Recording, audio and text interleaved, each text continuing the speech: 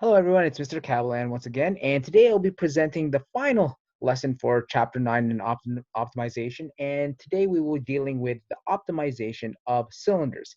So remember in the last lesson we were dealing with optimization of square-based prisms, is that we use special formulas in order to determine the dimensions where the volume was maximized and the surface area was minimized. So we're going to have the same approach. The only difference in this case is a different shape. So, like I said, today we're going to deal strictly with cylinders. So, much like the previous lesson dealing with square-based prisms, is that we're going to use special formulas to determine the dimensions of cylinders where the volume is maximized and the surface area is minimized, or just simply just optimized.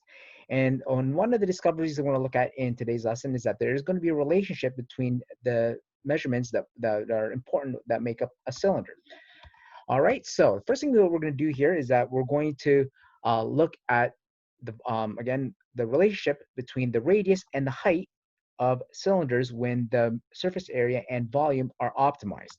And the main relationship between radius and height is the fact that the height is going to be equal to the diameter, or the height is going to be twice the radius.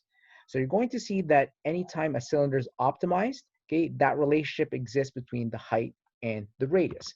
And what we want to do in today's example is how we can use the special formulas to determine what those measurements are. So in the first lesson we're going to look at, we'll be starting off by using the formula surface area is equal to 6 pi r squared. So all the questions that we're going to see in this example here, where the surface area is going to be given to us, and we're going to be solving for the radius, and then use the radius to solve for the height, understanding that the height of a cylinder where the measurements are optimized is going to be height is equal to twice the radius, or h is equal to 2r. And once we figure out what the radius and the height are, we're going to use the general formula for the volume of a cylinder, which is pi r squared h, which we saw in the previous chapter. All right, so let's take a look at the example here. So it says here, determine the dimensions of a cylinder with a maximum volume if the surface area is 1,205.76 square centimeters. So in this case here, it tells us it does have a maximum volume, okay? But the first thing we want to do here is that since a surface area is given to us, we're going to use a formula for the surface area where the dimensions are optimized. So we have surface area is equal to 6 pi r squared, and all we're going to do here is to take the 1,205.76 and then substitute it in for the surface area. All right, so that's the first step. Now remember in the previous lesson here is that the square root step is always the final step. So what we're going to do here is we're going to isolate the r squared term, okay? And if you want, you can ignore the exponent 2 for now. And the way we're going to do that is we're going to divide both sides here by whatever is attached to the r squared, which in this case here is the 6 pi. Now, when we do that, the two 6 pi's on the right side cancel out.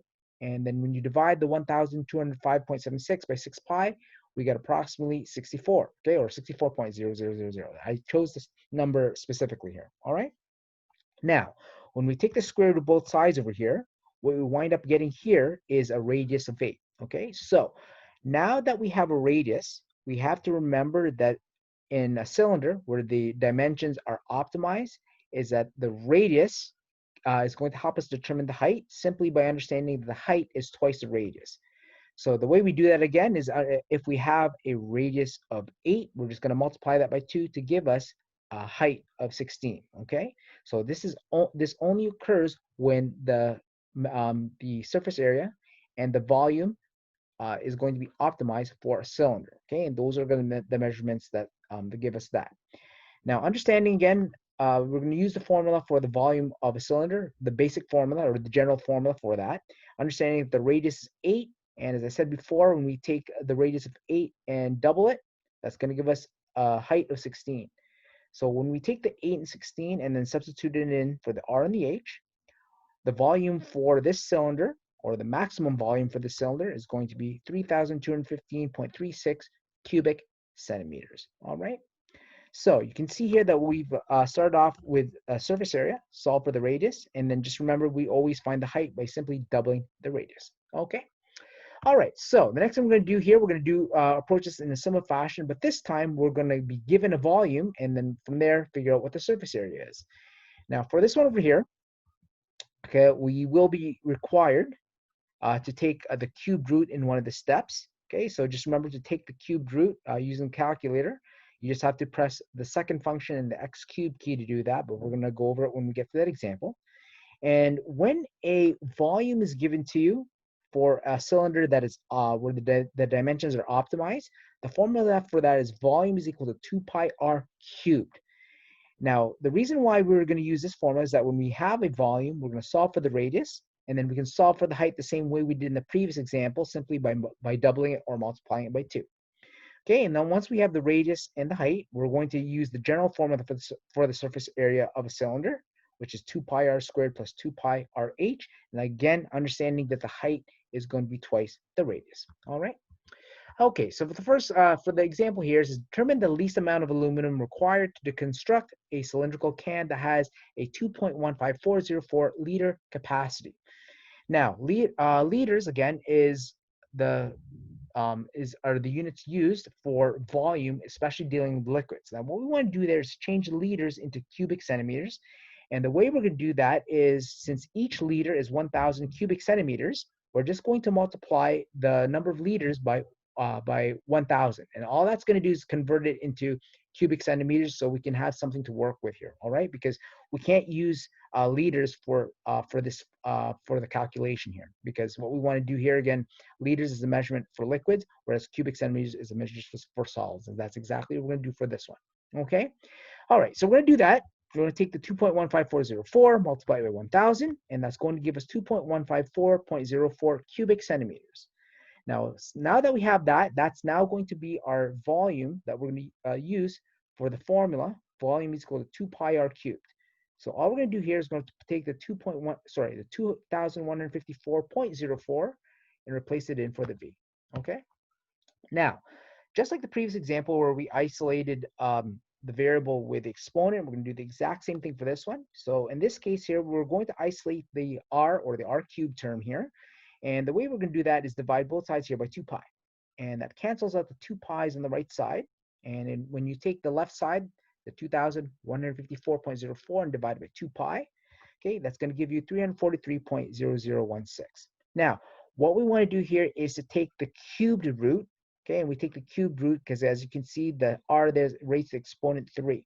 So the way we do that, again, is press the second function and the x cubed key, and you notice you're going to have the root sign with a little 3 in the top left-hand corner, and you're going to put 343.0016. Okay, so make sure you put all those decimals there.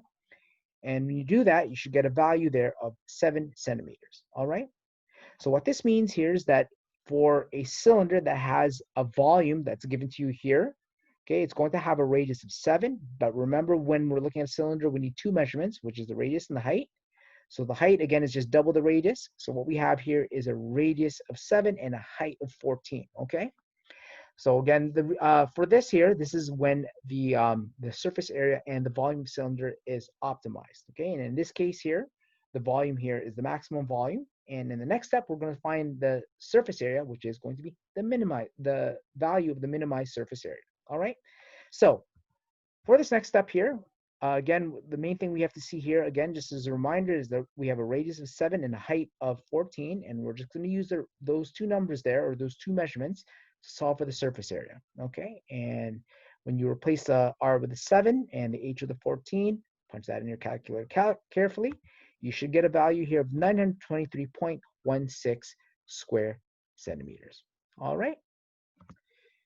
All right, so not only does that wrap up this lesson, okay, it also wraps up the chapter as well as the entire course. So congratulations, you have finished the entire grade 9 math curriculum. All right, have a nice day, everyone.